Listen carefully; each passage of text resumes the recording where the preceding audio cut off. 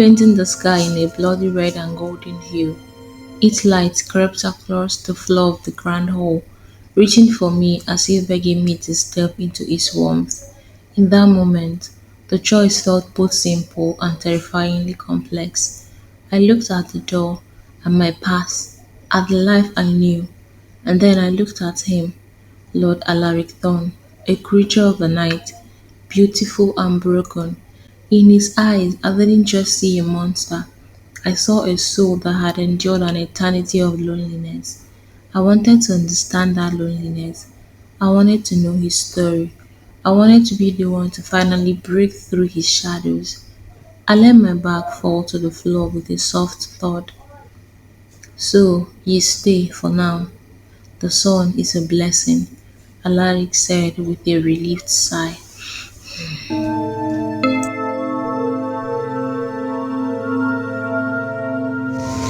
The days that followed were a blur of lessons. Alaric taught me, not with fangs and force, but with whispered histories and forbidden knowledge. He showed me books filled with ancient drawings of constellations that no longer existed, and told me stories of civilizations lost to time. This manor is more than just stone and mortar. It's a repository of history. Each room holds a story, a memory. I'm merely the keeper, Alaric told me. I was his student and his confidant. He would talk for hours, his walls painting a world of immortality and power, a world that was both vast and lonely. I found myself drawn to his vulnerability, and I began to believe his promises of a shared eternal life. But even as he let me in, he kept a part of himself locked away. My fascination with Anna's journal deepened. I'll find myself drawn to the portrait, feeling an unexplainable pull, an urge to know more. I would find her eyes on me no matter where I stood in the room. One afternoon, I was sketching a copy of the portrait when I felt a sudden drop in temperature. The air grew heavy, and a soft cold breeze passed through me. The pages of the journal flipped on their own until they landed on a page with a single cryptic sentence. The journal read, "Do not believe his promise. The gift is not given, it is taken." Aya's ghost was there, a shimmering silhouette, barely visible, standing behind the portrait, her spectral hand pressed against the canvas. Her face was etched with sorrow and a desperate warning. "He will bind you. He will bind you." After then, she was gone. The room returned to its former state, leaving me with a sense of terror and a new chilling suspicion.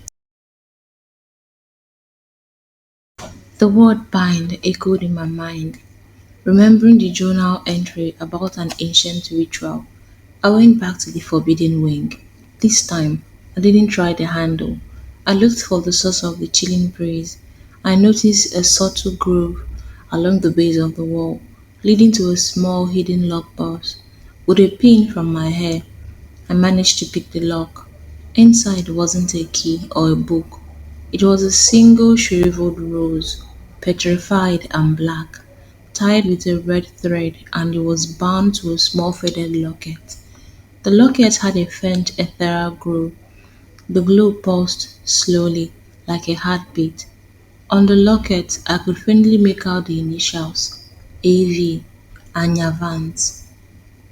It wasn't a promise, it was a binding, a ritual that tied Anya's soul to the manor, a living battery for his keeper.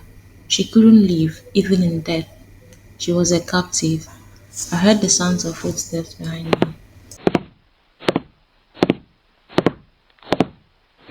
Eric stood in the doorway, his eyes no longer filled with sorrow, but with a cold, predatory light. A curious soul, Elela, but some curiosities are best left alone, Alaric said. You didn't offer her a choice.